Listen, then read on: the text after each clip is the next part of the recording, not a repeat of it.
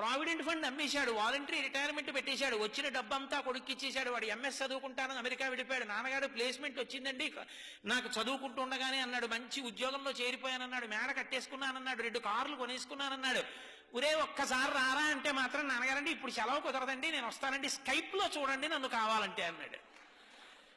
ఎప్పుడో వస్తాడు వాడు, ఉన్నదంతా వాడికి ఇచ్చాడు. ఒరే నాకు ఇస్తావా అని అడుగుతాడా తండ్రి? అడగడు. ఆ పెంకుటింట్లో ఉంటున్నాడు.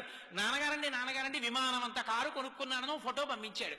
అది చూసి ఈ పెద్ద ఆయన పెంకుటింట్లోంచి రోహిణీ కార్తెలో ఉత్తరీయ నెత్తి మీద వేసుకుని ఎదురింటికి వెళ్ళి తలుపు కొట్టి, మా అబ్బాయి విమానం అంత కారు కొన్నట్ట ఫోటో చూడండి అంటాడు. నువ్వు పెంకుటింట్లో ఉంటున్నావు కదరా అంటే, పోన్లేదురో ఎంతకాలం బతుకుతాను, మా అబ్బాయి సంతోషంగా ఉన్నాడుగా అంటాడు. కొడుకు యొక్క సంతోషాన్ని చూసి సంతోషించగలిగిన వాడు తండ్రి. తను సంతోషించి కొడుకు సంతోషించాలనడం అది తండ్రితనం అంటే.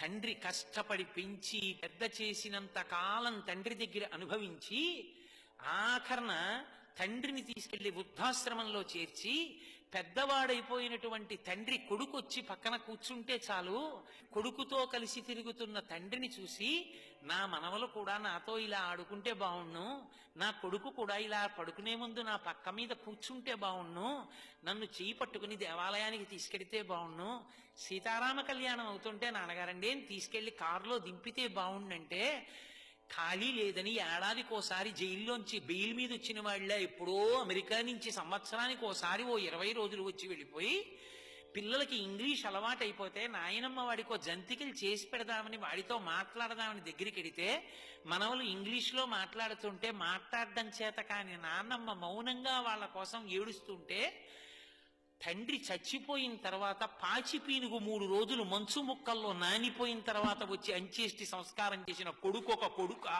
వాడి సంపాదన ఒక సంపాదన. తండ్రి పక్కన కూర్చున్నవాడు తండ్రిని సంతోషపెట్టినవాడు కొడుకు. విదేశాలు వెళ్ళొద్దంటలేదు, ఉద్యోగాలు చెయ్యొద్దంటలేదు, కానీ తల్లిదండ్రులు పెద్దవాళ్ళు అయిపోయిన తర్వాత వాళ్ళ సంతోషాన్ని తీర్చడం కూడా కొడుకుల కర్తవ్యం.